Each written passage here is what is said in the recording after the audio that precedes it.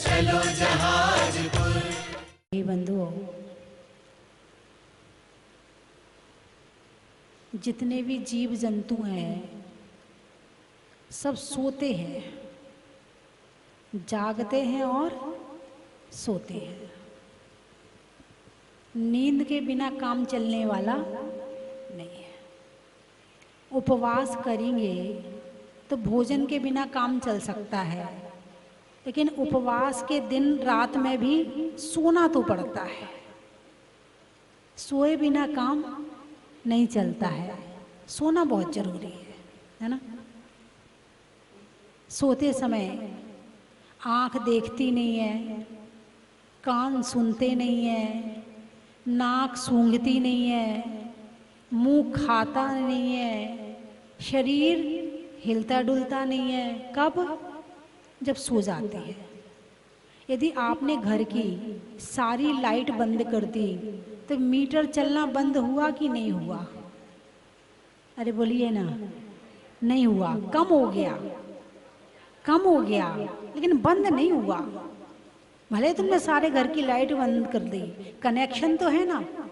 यदि कनेक्शन है तो मीटर बंद नहीं होगा। तुम लाइट जलाओ, थोड़ा ईगो कम करो, तुम लाइट जलाओ या ना जलाओ, बिजली का बिल तो आएगा ही आएगा। मीटर तब बंद होगा जब कनेक्शन कट जाएगा, लेकिन जब तक तुम कनेक्शन में हो तो भले लाइट ना जलाओ, कम आएगा बिल, लेकिन आएगा जरूर। ठीक ऐसे ही आप भले ही सो रहे हैं, भले ही आप नींद में हैं, भले ही आपकी आंखें काम नहीं कर रही हैं, भले ही आपके कान सुन नहीं रहे हैं, नाक सूंघ नहीं रहे हैं, लेकिन मीटर तो चालू है। कनेक्शन तो आत्मा का शरीर से बना हुआ है ना। और जब तक ये कनेक्शन बना रहेगा कर्मों का आश्रव होता रहेगा। तो सोने में कौन से कर्म का आश्रव होता है? दर्शनावरणी कर्म का आश्रव होता है, क्योंकि सोते समय हम देखते नहीं हैं, कोई और एक्टिविटी नहीं करते हैं, तो बाहर से कनेक्शन कट हो जाता है। तो चक्षु दर्शन अचक्षु दर्शन ये दोनों बंद हो जाते हैं, यानी ठंडी गर्मी बरसात कुछ पता नहीं चलता है। तो उसको कहते हैं दर्शनावरणी कर्म का आश्रव होता है। कब? जब सोते हैं। और सोते समय हे उपादेय का ज्ञान नहीं रहता, अच्छे बुरे का ज्ञान नहीं रहता है। सपने में भी काम तो चलते ही है, भले तुम सो रहे हो लेकिन सपने में भी सारा काम चल रहा है। खाने का, पीने का, पहनने का, नहाने का, डराने का, धमकाने का, लड़ने का, सपने में सारा वही काम चल रहा है जो तुम साक्षात में करते हो। भले तुम सो रहे हो लेकिन आत्मा नहीं सो रही है, आत्मा सोती नहीं है। ये तो शरीर के कारण से सोना पड़ता है। नींद आत्मा का स्वभाव नहीं है। क्या कहा? जो 18 दोष होते हैं ना, 18 दोष, उसमें एक निद्रा दोष भी है। निद्रा को दोष, 18 दोष में निद्रा एक दोष है। क्षुत पिपासा जरा तंके जन्मांतक भयस्मया न राग द्वेष मोहश्चा यस्याप्ता सा प्रकीर्तते। इसमें निद्रा एक दोष है। आप अभी पढ़ते हो ना, जो 18 अर्घ चढ़ाते हो, इसमें पढ़ते कि नहीं पढ़ते हो? क्या है ये? 18 दोष हैं। नींद एक दोष है, ये आत्मा का स्वभाव नहीं है। ये तो शरीर में आत्मा रह रही है, तो शरीर को रेस्ट देने के लिए आत्मा को उस सुप्त अवस्था में शरीर के कारण से पहुंचना पड़ता है, वरना सोना आत्मा का स्वभाव नहीं है। जो ज्ञानी होता है, ब्रुवन्नपि ही ना ब्रूते पश्यन्नपि न पश्यति स्त्री कृतात्म तत्वस्तु गच्छन्नपि न गच्छति। जो ज्ञानी होता है ब्रुवन्नति ना ही ना ब्रूते, बोलता हुआ भी नहीं बोलता है, पश्यन्नपि न पश्यति, देखता हुआ भी नहीं देखता है, गच्छन्नपि न गच्छति, चलता हुआ भी स्थिर होता है। स्थिरीकृतात्म तत्वस्तु, जो तत्व के ज्ञान में स्थिर है। अम्मा जी को रोज मना करना पड़ता, अलग से रोज मना करना पड़ता है। यहाँ एक टेबल रख दो इनके लिए, हाँ रोज मना करना पड़ता। 90 साल की होगी, कितने बार मना किया होगा अभी तक। तो निद्रा, निद्रा एक दोष है, और इस दोष को हम गोली खा खा के पूरा करते हैं। जिसको नींद ना आए तो क्या करते हैं, दवाई खाते हैं, नींद की दवाई खाते हैं और पूरा करते हैं। और नींद ना आए तो शरीर भी चलने वाला नहीं है। वर्तमान में नींद ना आए तो वो भी एक बीमारी है। नींद तो एक दोष है ही, और नींद ना आए तो बीमारी है, वो भी बीमारी हो गई, और नहीं आना भी अभी बीमारी हो गई। वर्तमान में शरीर में जो भी एक्टिविटी हो रही है, जो भी जिसमें क्षरण हो रहा है, उसकी पूर्ति के लिए सोना बहुत जरूरी है। साधु भी सोते हैं, लेकिन कितना सोते हैं? आपके जितना सोते हैं। रात को 11 बजे सोए और सुबह 8 बजे उठ रहे, इतना सोते हैं? इतना नहीं सोते हैं। ये तो प्रैक्टिकल है। भोजन का नींद से बहुत बड़ा संबंध है। जितना ज्यादा भोजन उतनी ज्यादा नींद, जितना ज्यादा भोजन उतनी ज्यादा नींद। जब मैं 2 टाइम खाती थी तो मैं दोपहर में भी आराम से खूब सो लेती थी, और रात को भी आराम से 9:30 10 बजे आराम से सो जाती थी, आराम से सुबह उठती थी। कब? जब 2 टाइम भोजन करती थी। और जब दीक्षा ली, 1 टाइम आहार शुरू हुआ, तो नींद अपने आप कम हो गई। फिर कहने की जरूरत नहीं पड़ती कि उठो। पहले उठाना पड़ता था, 5 बज गए उठ जाओ, अब अपने आप 4 बजे नींद खुल जाती है। और रात को भी लेट भी सो तो भी ये सब चलता रहता है। यानी कि भोजन और नींद, ये दोनों का कांटेक्ट है। जितना भोजन, उसको पचाने के लिए उतनी नींद जरूरी है। तो वो नींद कम कैसे करें? भोजन कम करो, नींद कम हो जाएगी। और भी कई बार ज्यादा भोजन कर लो तो भी नींद आती है, ज्यादा पेट भर के खा लो तो भी नींद आती है, ज्यादा दही आदि खा लो तो भी नींद ज्यादा आती है ना। दही खाने से भी नींद आती है। ऐसे कई चीजें हैं जिनके द्वारा नींद ज्यादा आती है। तो निद्रा कर्म के आश्रव में कारण है। जो 15 प्रमाद हैं उसमें निद्रा को लिया गया है। और ये नींद एक तरह की नहीं होती है, नींद भी 5 तरह की होती है। निद्रा, निद्रा निद्रा, प्रचला, प्रचला प्रचला, स्त्यान गृद्धि। निद्रा कुत्ते वाली नींद, जरा सी आहट हुई उठ गए। निद्रा निद्रा कुछ भी हो जाए उठने वाले नहीं है, बाजा बजा लो मगर उठने वाले नहीं है। प्रचला सो रहा है, लार बह रही है 1 नंबर 2 नंबर कर दे, पता ही नहीं चलता है। प्रचला प्रचला प्रचला, निद्रा निद्रा में उठा के बिठा दो, अभी उठ रहा हूं बस 5 मिनट, फिर सो गया। फिर उठा के बिठा दिया, वो चली गई माँ काम करने, उठता हूँ मम्मी उठता हूँ, फिर सो गया। निद्रा निद्रा। प्रचला प्रचला, प्रचला प्रचला में भी बड़बड़ाता है, बोलता है, पता ही नहीं चलता कि क्या बोल रहा है। उसको ही नहीं पता कि वो बोल भी रहा है। जो दिन भर काम किया है वो ही बोलता रहता है। बच्चे हैं, रात में गणित करते हैं, रात में अंग्रेजी बोलते हैं। क्यों? दिन भर जो किया है वो बोलता है। प्रचला प्रचला। नींद में लार यहाँ तक बहती, सुबह उठते थे यहाँ तक पूरा दिखता है, यह आंख बह रही यहाँ तक बह रही है, ये सब प्रचला है। और स्त्यान गृद्धि, स्त्यान गृद्धि निद्रा में इंसान नींद में उठ करके सारे काम कर लेता है और जाके सो जाता है, और उसे ये नहीं पता चलता है कि मैंने सारे काम कर लिए। सुबह उठ के पूछता है, अरे तुम अंदर कैसे आए?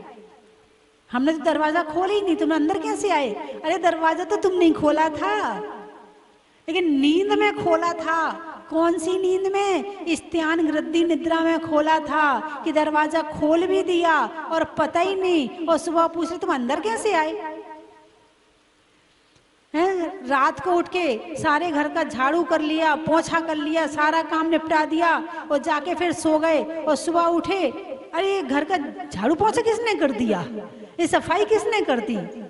और एक तो सच्ची घटना है, एक व्यक्ति को किसी के 2 लाख रुपए देने थे, तो 9 साढ़े 9 बजे सो गया, 11 साढ़े 11 बजे उसकी नींद खुली, उसे याद आया कि किसी के पैसे देने हैं, तो उसने तिजोरी खोली, 2 लाख रुपए निकाले, उसके घर गया, उसको 2 लाख रुपए दिए, आके रात में सो गया।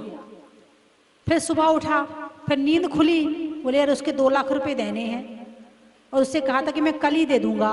फिर उठा, फिर उस जागृत अवस्था में फिर 2 लाख रुपए उठाए, फिर वो देने के लिए गया। बोले भाई तूने रात को दे तो दिया, कितने बार देगा?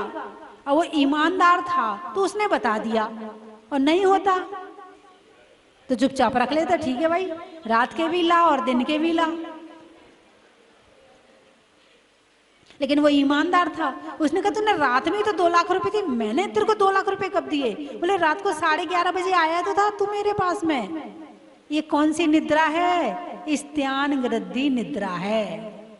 एक और घटना आती है कि एक लड़की की शादी हुई, ससुराल पहुंची, रात को सो रही थी, सोते सोते उठी और उठ के जंगल में गई। सब लोग सो चुके थे, किसी को कुछ नहीं पता। जंगल में गई, जितना गहना पहनी थी वो ऊपर से नीचे तक एक पत्थर, बड़ा सा पत्थर हटाया और उसके नीचे वो सारा गहना रख दिया, पत्थर वापस रख के आके सो गई। अब सुबह उठी तो शरीर पे एक भी गहना नहीं। रात को सोई थी तो ऊपर से नीचे तक सारा पहनी थी, और सुबह उठी तो कुछ भी नहीं। अब ससुराल वाले तो ससुराल वाले हैं, किसी की मजबूरी कहाँ समझते हैं। तूने ये सारे गहने किसको दिए? तूने ये गहने कहाँ किए? तू सच बता कि तूने ये गहने रात में कहाँ गई थी तू? अब उसे याद ही नहीं कि वो गई कहाँ थी, क्योंकि वो नींद में थी। अब एक दिन चलो बात आई गई हो गई, कलेश होता रहा, चलता रहा। अब एक दिन रात को उसके ऊपर निगरानी रखनी शुरू हो गई। अब उसके ऊपर निगरानी रखने लगे कि कहीं ये रात में कहीं जाती तो नहीं है। अब एक दिन वो रात को उठी तो उसके पीछे चल दिए, वो दरवाज़ा खोली गई और उसने वो पत्थर हटाया, सारे गहने पहनी और आके वापस सो गई। अब सुबह उठी, बोले रात को तू कहाँ गई थी? बोले मैं तो कहीं नहीं गई थी। बोले सच बता तू कहाँ गई थी? बोले नहीं मैं कहीं भी नहीं। बोले गहने कहाँ से आए? बोले मुझे नहीं पता। बोले गए कहाँ थे? मुझे ये भी नहीं पता है, और आए कहाँ से मुझे ये भी नहीं पता है। तब पता चला कि स्त्यान गृद्धि निद्रा में थी, इसीलिए पता नहीं चला। जो कर्म दहन विधान है, आप लोगों ने कभी किया कि नहीं किया? कर्म दहन विधान अपने जीवन में, कर्म दहन विधान महीने में एक बार जरूर कर लिया करो, क्योंकि परेशान कौन करता है? कर्म परेशान करते हैं, है ना? कर्म परेशान करते, और कर्म दहन विधान करो तो कर्मों का कहीं ना कहीं नमो सिद्धार्थ। तो उसमें ये सारे भेद हैं। जो 8 कर्म की 148 प्रकृतियां हैं, उसमें सारे भेद हैं कि इसमें ये क्यों होता है। सब कारण पता चल जाएगा कि ऐसा होता है तो क्यों होता है। हर किसी का प्रश्न होता है, हमने ऐसा किया नहीं है फिर ऐसा क्यों हुआ है, हम तो ऐसा करते नहीं है फिर ऐसा क्यों हुआ है। जरा कर्म दहन विधान करके पता लगा लेना कि ऐसा क्यों हुआ है। किसी ने नहीं किया है, जो कुछ किया है कर्मों ने किया है। कर्म कहाँ से आए? अपने आप आए क्या? नहीं, कर्म बहुत ईमानदार है। कर्म से ज्यादा ईमानदार कोई है ही नहीं है ना? तो कर्म बिना बुलाए नहीं आए, हमने कर्म बुलाए हैं, मन से बुलाए हैं, वचन से बुलाए हैं, काया से बुलाए हैं, तब कहीं ये कर्म आए हैं। ये कर्म ऐसे ही नहीं आए हैं। और कर्म, ये दुनिया की व्यवस्था कौन चला रहा है? ये सारी दुनिया को व्यवस्थित कौन बनाए रखा है? कौन इसको, किसके इशारे पे ये दुनिया चल रही है? ये किसी के इशारे पे नहीं चल रही है। हर जीव का अपना अपना कर्म है, और कर्म से बड़ा व्यवस्थापक इस दुनिया में कोई नहीं है। हर जीव का, चाहे वो पेड़ है तो उसका कर्म अलग है, चाहे वो कुत्ता है तो उसका कर्म अलग है, चींटी है तो उसका कर्म अलग है, मनुष्य है तो उसका कर्म अलग है, घोड़ा है तो उसका कर्म अलग है। सब अपने अपने कर्मों के फल को भोग रहे हैं और कर्म ही सारी व्यवस्था को संभाले हुए है। जैसा करोगे वैसा भरोगे। कर्म के द्वारा ही इस संसार का संचालन हो रहा है। कहते भी ना कि भाई जैसा कर्म करेगा भगवान नहीं देगा, कर्म देगा।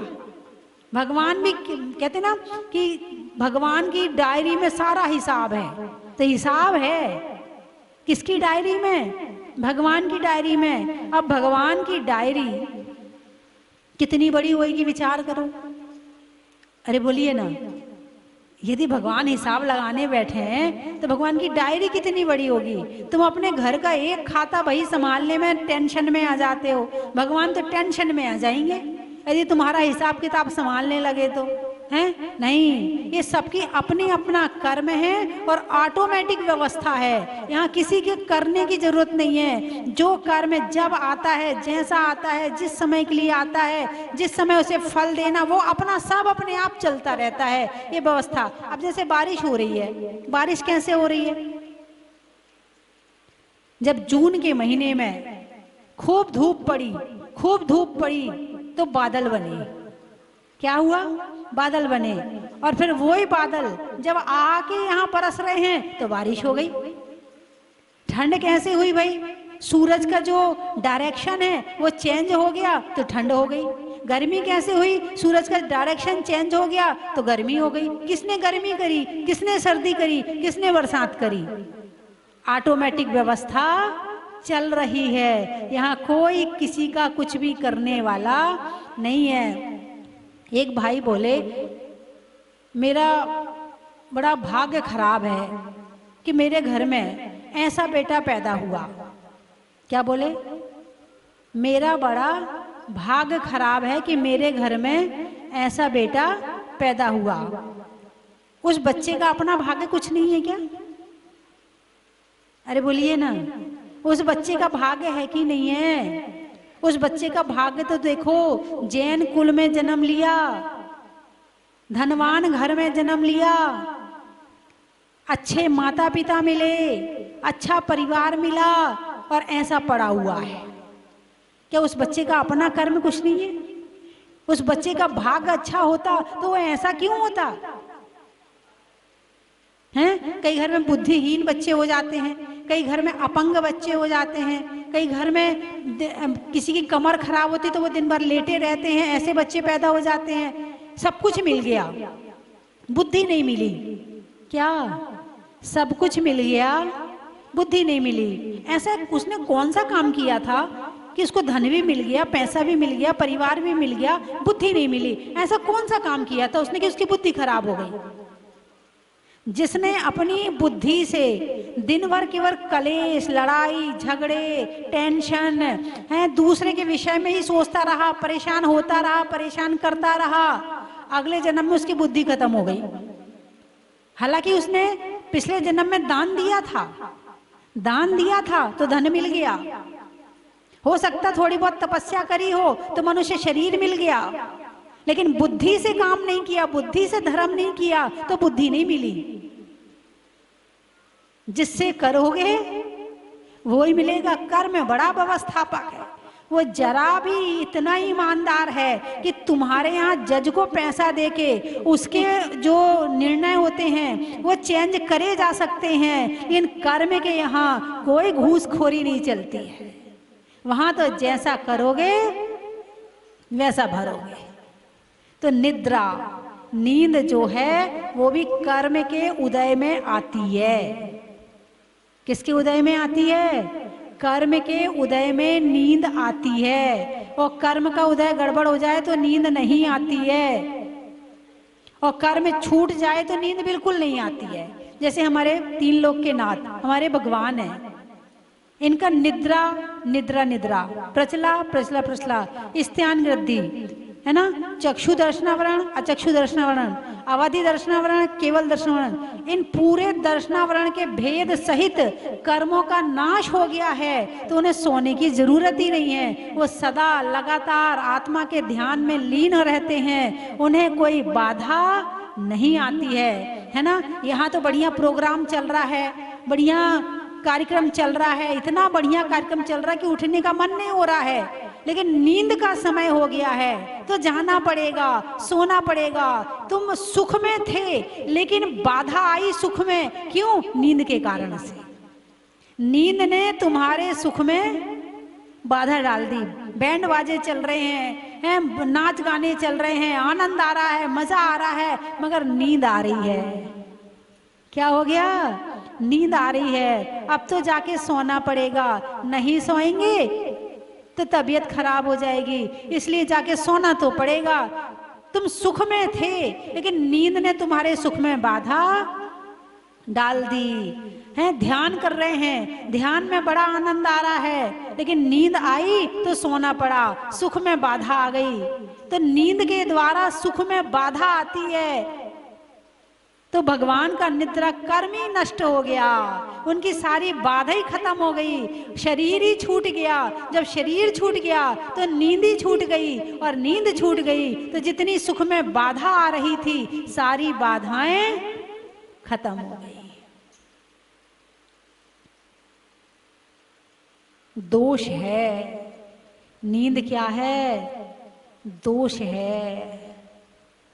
लेकिन ये मत करना कि माता जी ने कहा दोष है तो आज से सोने का त्याग, आज से सोना नहीं है। नहीं, अभी वर्तमान में दवाई के रूप में सोना जरूरी है। कैसे? दवाई के रूप में, है ना। जैसे दवाई खाते हैं, दवाई खाना मजबूरी होती है ना। दवाई खाना मजबूरी होती है, खाना भी पड़ती है और बिना खाए रह भी नहीं सकते हैं, तो वो मजबूरी है दवाई खाना। ऐसे नींद भी एक वर्तमान की मजबूरी है। एक मजे लेकर सोना और एक मजबूरी में सोना, दोनों में अंतर है। दिन में सोते हो कि नहीं सोते हो? सोते हो? अच्छा, कितना सोते हो? उंगली दिखाओ, उंगली दिखाओ। 1 घंटा, 2 घंटा, 3 घंटा, 1 घंटा। अच्छा, सुबह 5 बजे उठ जाते हो क्या? हाँ, थोड़ा दोपहर में रेस्ट चाहिए होता है। जो सुबह 5 बजे उठ जाता है थोड़ा रेस्ट चाहिए होता है। एक बहन जी आई, बोले माता जी मुझे रात में नींद नहीं आती है। तो मैंने कहा आप दिन में कितने घंटे सोती हो? बोले बस 12 बजे काम खत्म करती हूँ तो 4 बजे तक सो लेती हूँ। अब तुमने रात की नींद तो दिन में पूरी कर ली, अब रात को गिनो तारे, सुनो कुत्ते के भौंकने की आवाज, और दिन में आप 4 घंटे सो रही हो। आप दिन में बैठकर स्वाध्याय कर लो, माला फेर लो, धर्म चर्चा कर लो, अच्छे काम कर लो, तो दिन तुम्हारा सार्थक हो गया। और रात में नींद आ गई तो रात की सार्थक हो गई। अब रात में सब तो सो रहे हैं और तुम जाग रही हो, तो माला फेरने में भी मन नहीं लगता है, स्वाध्याय करने में भी मन नहीं लगता है कि चलो वो सो रहे हम शांति से पढ़ लें, वो भी नहीं मन करता। सब सो रहे तो मुझे क्यों नहीं नींद आ रही है? सबको तो आ रही। अब सब तो दिन भर जाग के आए थे इसलिए सो रहे हैं, और तुमने नींद पूरी कर ली, रात को जाग रही हो। तो दिन में बैठकर अच्छे काम कर लो, स्वाध्याय कर लो, भक्ति कर लो, माला फेर लो, भगवान का नाम ले लो, हैं। यदि वहाँ पर साधु संत हैं तो दोपहर की क्लास में चले जाओ, हैं, वहाँ जाके कुछ धर्म का ज्ञान ले लो, दोपहर में कुछ काम कर लो, और रात में अपना जो क्रिया है वो कर लो, है ना। तो कुछ लोग तो कितने भी खाली बैठे रहें, मगर ना तो क्लास में जाएंगे, ना पाठशाला में जाएंगे, ना कुछ पढ़ेंगे, कितना भी खाली बैठे रहें, फालतू मोबाइल चलाते रहेंगे, आंखें फोड़ते रहेंगे, लेकिन धर्म करने के लिए मंदिर नहीं जाएंगे। और कुछ लोग ऐसे होते हैं कि दिन में 4 बार चले जाएं, होते हैं, अंदर से रुचि होती है, तो घर का काम फटाफट किया और भाग लिया। अब दिन में 4 बार आते हैं, और जो कम आता है तो मंदिर में ही बैठी रहती है, तू घर नहीं जाती क्या? तू घर का काम नहीं करती क्या? अब उसको टोक टोक के टोच टोच के उसको घर में बिठा देंगे, खुद आते नहीं है और दूसरा जो आ रहा है उसको आने नहीं देंगे। ऐसा करते कि नहीं करते हैं? तो ये समय जो आपको मिला है, इसको सार्थक या तो स्वयं को करना आता हो, स्वयं से ध्यान करने का मन करता हो, स्वयं से माला फेरने का मन करता हो, स्वयं से स्वाध्याय करने का मन करता हो। स्वयं से नहीं करता है तो जहां हो रहा है यदि वहां चले जाते हैं तो 1-2-4 दिन में आपके संस्कार पड़ जाते हैं, आपको ज्ञान प्राप्त होने लगता है, आपकी भक्ति बढ़ने लगती है, आपकी भावनाएं शुद्ध होने लगती हैं। लोग कहते हैं कि कष्ट दूर करने का उपाय बताओ, यही तो है, पाप से हटो पुण्य में लगो, बस यही कष्ट दूर होने का उपाय है।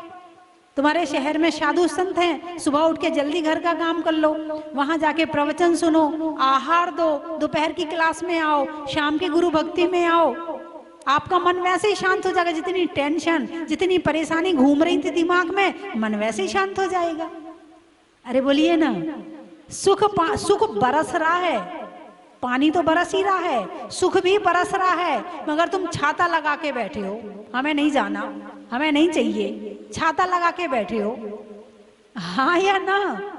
भाई बच्चे हैं, ज्ञान चाहिए तो स्कूल तो जाना पड़ेगा, वकील है तो उसको कोर्ट में तो जाना पड़ेगा, व्यापारी है उसको दुकान में तो जाना पड़ेगा, है ऐसी धर्म चाहिए है, सुख चाहिए है तो जहां मिल रहा है वहां जाना तो पड़ेगा।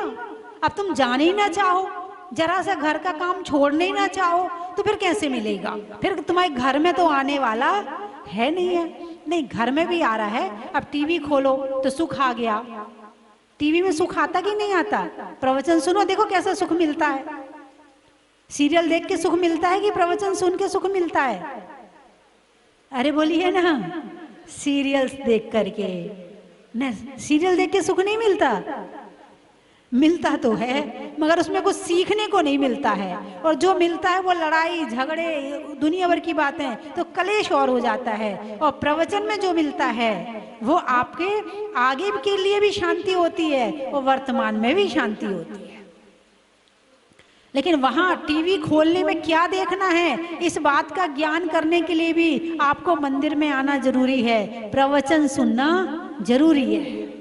माता जी आपको क्या पता है घर क्या होता है, गृहस्थी क्या होती है, आपको नहीं पता है। यहाँ आने के लिए भी 4 जनों को मनाना पड़ता है, तब कहीं जाके हम यहाँ आ पाते हैं। घर वाले आंख दिखाते हैं, सास आंख दिखाती है, बहू कैसे आए, सास आ गई तो बहू आंख दिखाती है, तो सास कैसे आए।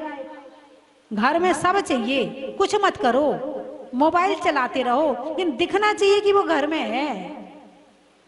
अब जैसे केकड़ा होता है ना, केकड़ा, केकड़ा कैसे होता है? जैसे एक बाल्टी में बहुत सारे केकड़ा रखे हैं, बाल्टी में एक केकड़ा ऊपर आने के लिए तैयारी करता, चढ़ रहा है, तो दूसरा केकड़ा क्या करेगा? अरे बोलिए ना, उसकी टांग खींच देगा, है ना। फिर वो दूसरा चढ़ेगा तो पहला वाला टांग खींच देगा, कोई ऊपर नहीं आ सकता। ऐसे कोई भी धर्म ना करे, सब घर में बैठे रहो, कोई नहीं जाएगा मंदिर में, ठीक है। चलिए मैं 3 चीजें बोलती हूँ, आपको कहना बड़ा ही महत्व है। लिखने में खत का, मकान की छत का, और करने में शरीर से मेहनत का, है ना। पहले की महिलाएं जब बड़ी बनाती थी तो दाल पीसती थी, बड़ा बनाती थी तो दाल पीसती थी, अब तो यूं दबाया खर्र फिस गया। हाँ, लिखने में खत का, मकान की छत का, और करने में मेहनत का। शहरों में कटनी का, नट की नटनी का, और बनाने में सिलवट्टा में चटनी का। बीच में बोने का, कमरे में कोने का, और हाथ से कपड़े धोने का। महिलाएं ऐसे कर रही, नहीं माता जी नहीं धो सकते, धोगी तो पूरे हाथ के पॉइंट दब जाएंगे, हाथ की मेहनत हो जाएगी, कसरत हो जाएगी, व्यायाम हो जाएगा, है ना। स्वभाव में नर्म का, भोजन में गर्म का, और जीवन में धर्म का। खेत में धान का, शादी में पान का, और होने वाले चंदा प्रभु विधान का। महीनों में मई का, रजाई में रुई का, और आज विधान होने वालों में दुबई का। आज दुबई वालों का विधान है, भारत वालों का नहीं, आज दुबई वालों का विधान है। कल भी दोनों परिवार दुबई के थे। दुबई में बहुत धर्मात्मा रहते हैं, भारत में इतने धर्मात्मा कम रहते हैं क्या? हाँ, उनके विधान कम है, दुबई वालों के ज्यादा लग रहे हैं मुझे। झांसी। झांसी, अच्छा। आज वो झांसी के भी हैं, झांसी का भी नाम है एक। अच्छा। ज्योतिष में राशि का, राजा की दासी का, और और विधान होने में झांसी का। बड़ा ही महत्व है। कहाँ से आए हो? गुने, हाँ, जयपुर वाले। जंगल में शेर का, फलों में बेर का, और आने वालों में जयपुर गुनेर का। और कहाँ से आए? कोटा, अच्छा। सावन की घटा का, रसोई में पटाखा, और आने वालों में कोटा का। वृक्षों में बड़ का, बड़ की जड़ का, और आने वालों में किशनगढ़ का। और कहाँ से आए पीछे वाले? जोर से बताओ। ग्वालियर, सुनने में ईयर का, छोड़ने में बियर का, और आने वालों में ग्वालियर का। सही महत्व है। हाँ, आप बताओ। आष्टा। आष्टा, अच्छा।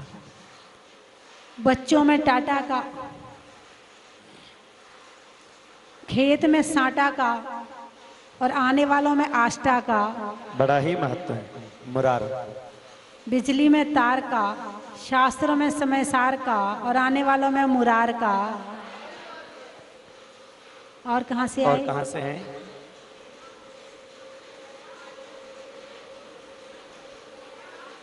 महगांव। नदी में नाव का, मनुष्यों के स्वभाव का, और आने वालों में महगांव का। खाचरोद, कोटा के पास है। माँ की गोद का, होने में बोध का, और आने वालों में खाचरोद का। बोलिए 24 भगवान की जय। देवाधिदेव 1008 श्री चंदा प्रभु भगवान की। और देखिए पर्वत के जिन बिंब को अपने हाथों के माध्यम से इन्होंने इस छाया चित्र में पूर्णतया उकेर दिया है। दर्शन करके ऐसे लग रहा है जैसे मानो साक्षात 57 नंबर की वेदी इस चित्र के अंदर आकर के। नाथ भगवान की जय। जय बोलो षष्ठी भूषण माता जी की जय।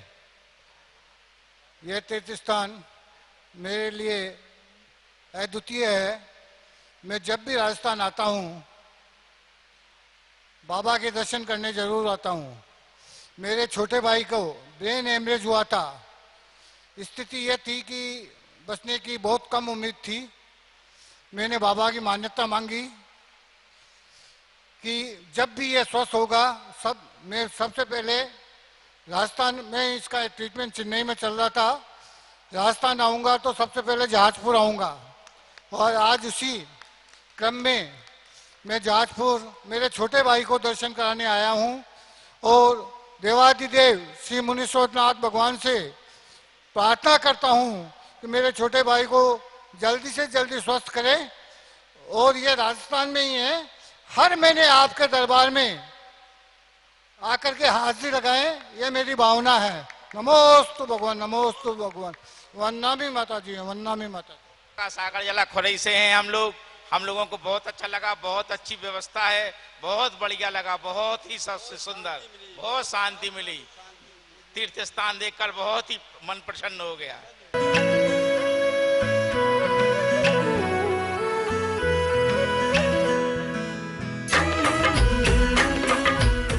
जय जिनेन्द्र बंधुओं, एक महा सौभाग्य, परम सौभाग्य आपको बुला रहा है। चैतन्य चमत्कारी भूगर्भ से प्रकटित अतिशयकारी 1008 श्री मुनीश्वरनाथ भगवान के पावन चरणों में भक्ति करने का सुनहरा मौका हम सबको मिला है। आने वाली 30 जुलाई से 31 अगस्त 2023 तक 40 दिन महाअनुष्ठान अतिशयकारी मुनीश्वरनाथ भगवान के पावन चरणों में होने जा रहा है। आप भी यहां आकर के अपनी ओर से, अपनों की ओर से एक दिन का 40 कर सकते हैं या करवा सकते हैं। बंधुओं, अपने घर में रोग शोक आदि व्याधि दूर करने के लिए, सुख शांति और समृद्धि के लिए अतिशयकारी मुनीश्वरनाथ भगवान का चालीसा, क्योंकि चालीसा 40 दिन पढ़ते जो भगवान बुद्धि शुद्धि धन हो अतुल होवे सम्यक ज्ञान। मैं तो चाहता हूं आप यहां आकर एक दिन का चालीसा करें, 40 बार चालीसा का पाठ करें। यदि आप नहीं आ सकते हैं तो भी आपकी ओर से यहां पर चालीसा का पाठ होगा। पूज्य माता जी छुल्लिकार्तमती माता जी स्वयं यहां बैठकर चालीसा का पाठ करेगी। तो बंधुओं, एक दिन की चालीसा और उस दिन जो शांति होगी उसमें भी आपके परिवार का नाम बोला जाएगा, जिसकी न्योछावर राशि मात्र 5100 रुपए है। तो बंधुओं, देर नहीं करें, मात्र 40 परिवारों के नाम चाहिए। आप अपने जन्मदिन पर, अपनी एनिवर्सरी पर या अपने घर में किसी की पुण्यतिथि पर या किसी विशेष दिन पर एक दिन का चालीसा और शांति धारा करवा सकते हैं। मात्र 5100 रुपए की राशि में आप अपनी सूचना स्वस्ति धाम पर दे सकते हैं। धन्यवाद। चन की थाल को सजाओ रे आज, रत्नों की थाल को भर लाओ रे आज। आओ आओ करे रे गुणगान आरती भगवन की। आओ आओ करे गुणगान आरती भगवन की। आओ आओ करे रे गुणगान आरती भगवन की।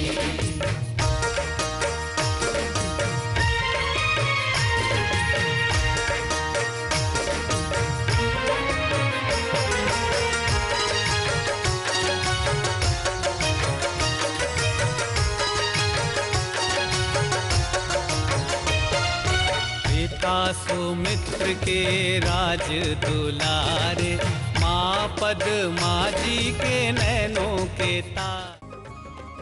हर वर्ष की तरह इस वर्ष भी परम विदुषी लेखिका गणिनी आर्यका 105 श्री स्वस्ति भूषण माता जी की प्रेरणा से सिद्ध क्षेत्र सोनागिरी जी में भगवान श्री चंद्रप्रभ जी की छाया में पर्युषण महापर्व पर संस्कार साधना शिविर लगाया जाएगा। आवास एवं भोजन की व्यवस्था निःशुल्क है।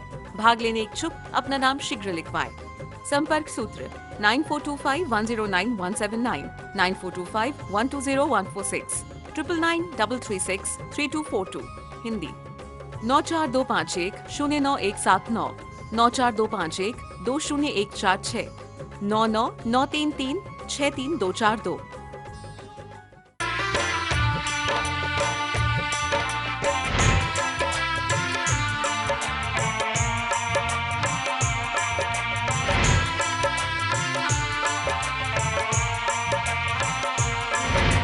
चलो रे चलो रे चलो चलो रे चलो रे चलो चलो जहाजपुर।